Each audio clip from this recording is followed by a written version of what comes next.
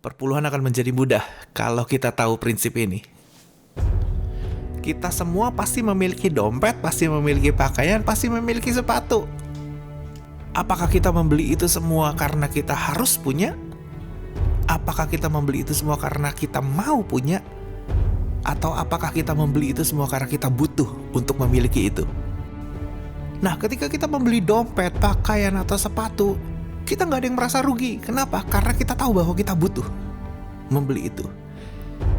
Demikian juga halnya dengan perpuluhan. Harusnya kita mengerti bahwa kita butuh untuk membawa perpuluhan.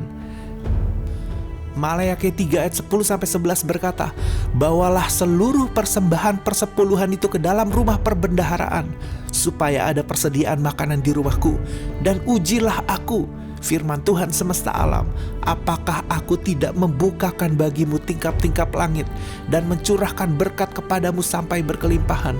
Aku akan menghardik bagimu belalang pelahap, supaya jangan dihabisinya hasil tanahmu, dan supaya jangan pohon anggur di padang tidak berbuah bagimu, firman Tuhan semesta alam." Belalang pelahap itu kerjanya memakan semua hasil kerja dengan lahapnya. Lahap itu artinya eating greedily, makan dengan rakusnya. Nah, belalang itu sifatnya begitu, kepingin makan seluruh kreativitas kita, seluruh hasil kerja keras kita, seluruh hasil keringat kita, dengan lahapnya, dengan rakusnya sampai puas. Karena itu Tuhan yang maha baik menawarkan kita, Tuhan yang maha besar menawarkan kita.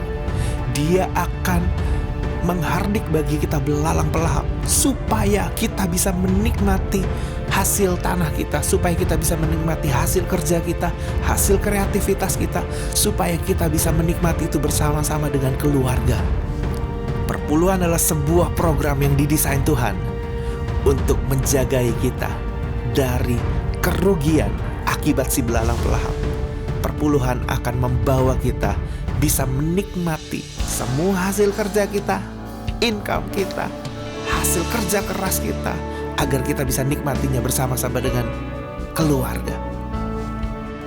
Orang yang gagal membawa perpuluhan sebenarnya telah gagal melihat kebaikan Tuhan.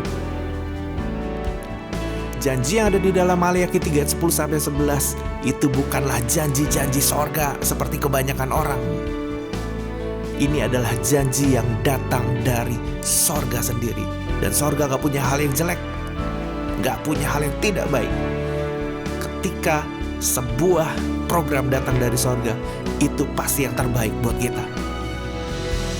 Bukankah kita harusnya bersyukur dan berterima kasih kepada Tuhan yang maha baik, yang maha besar itu, bahwa Dia sendiri menawarkan dirinya untuk menjadi orang yang menjagai seluruh hasil kerja kita dari si belalang pelahap.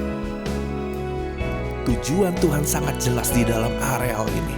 Tuhan ingin kitalah yang menikmati hasil kerja kita, hasil keringat kita, hasil kreativitas kita, hasil usaha kita, dan bukan si belalang pelahap. Jangan sampai gagal paham di areal ini, karena tangan Tuhanlah yang paling tepat untuk menjagai hasil kerja kita dari si belalang pelahap. Tuhan Yesus memberkati kita semua. Amin.